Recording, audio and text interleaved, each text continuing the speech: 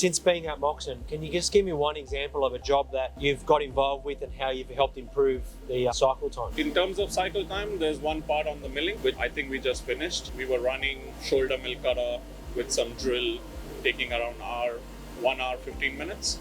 We got it down to 45 minutes, saved around 30 minutes apart, approximate, by doing high feed machining. So we saved half an hour on each part. Each part. So how many parts were there? Roughly 50 parts. So half an hour.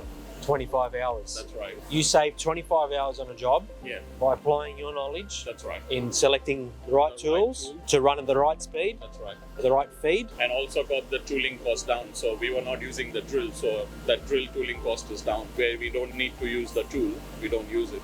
And also the surface finish required on the drawing. I feel if it's not required to be a good finish, run it faster and finish it. We don't need to waste time finishing a part.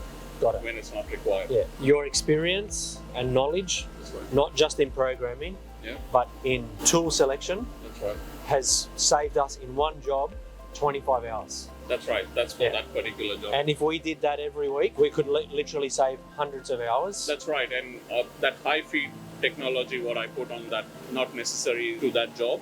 It's basically to how to do it when you next time get similar kind of operation or strategy.